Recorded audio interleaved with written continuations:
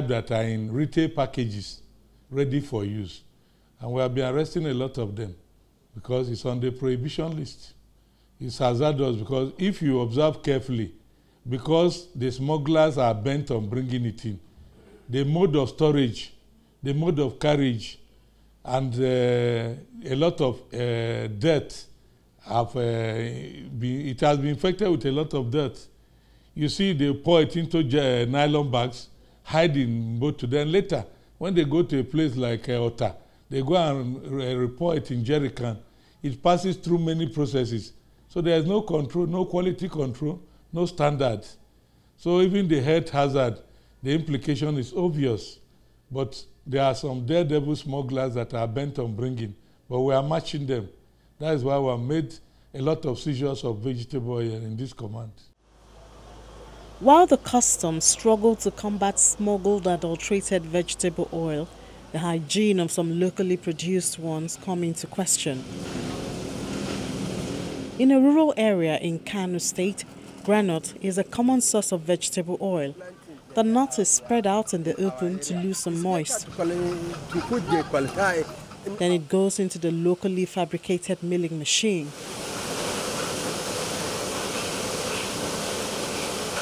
All in an environment which may not pass hygiene tests.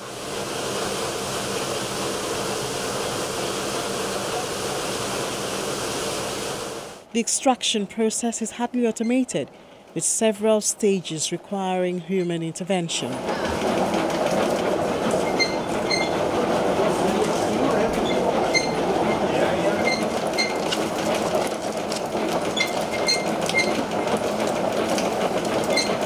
After the extraction, the oil is stored in cylindrical containers before it is sent out to the market as unbranded vegetable oil.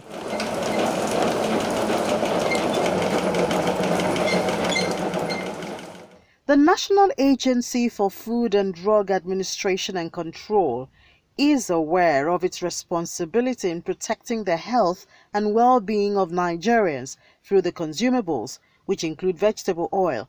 The Director General, Professor Mojisola Adeyeye, tells Channels Television that the agency is collaborating with related individuals and organizations in the vegetable oil processing and marketing chain in its approach to deal with fake vegetable oil. What makes it fake can depend on several factors. They may not have the food fortification, the vitamins and whatnot that they're supposed to add to it. They may add other ingredients that are not supposed to be taken by human beings. So the faking can be based on several parameters. There are some oils that I would call sleep at room temperature. They become thicker at room temperature. If such oils are used repeatedly, they're going to clog the arteries. They're going to clog the veins. And before you know it, people will start having heart attack. It's not before we know it. People are already having heart attack because of bad vegetable oils. But the Investigation and Enforcement Directorate is working on this. Food Safety and Applied Nutrition is working on this, and the Ports Inspection is working on this. So it is all multi-directorate approach that we are giving to it. Channels Television followed up with the Director of Food Safety and Applied Nutrition, Mr. Sheriff Olagunju, to get information on work done so far on the issue. On a regular basis, we have teams that go out all over the country. They go out to the markets. We go out to the retailers, to check to see that vegetable oil that is being sold, is not adulterated. And how do we know? You can't even know by looking at, by sighting, You have to take samples to the lab, and run some tests and to confirm that, this is actually wholesome and safe for consumption. Then you also have contamination, adulteration through contamination. Perhaps you see people maybe using a container that has been used for something. Maybe they use it for diesel, or to buy petrol, or buy diesel, or buy some funny chemicals, that are not edible, and then you use the same container to you fill vegetable oil in the same container. So there will be some adulteration because you have some contamination there. One of the successes of NAFDAC in this area is a seizure of petrol tanker which was intercepted by the enforcement team.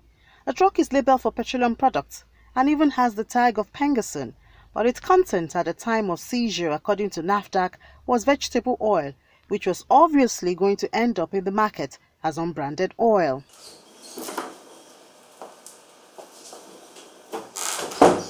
Nutritionist Mrs. Okpeoluwa Aremu Okulaja analyzes products from this scenario as contaminated and bad oil, especially because the container is hot.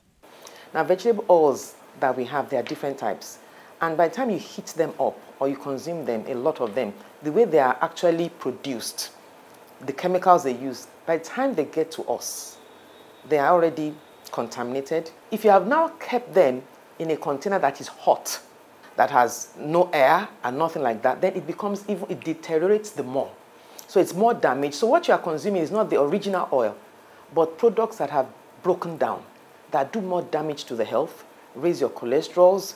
You know, they even actually, there's some of the things that actually cause breast cancer are bad oils. A lot of cancers we have these days and ill health are due to bad oils.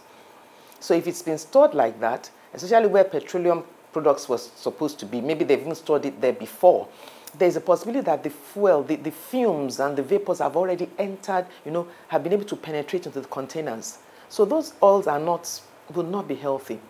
They would have, you know, got inside them some chemicals because if they've actually stored petroleum products there is the highest probability that the fumes and the vapors from the petroleum products have gone out and they're already in there and they've penetrated the containers with the vegetable oils. So those oils are contaminated.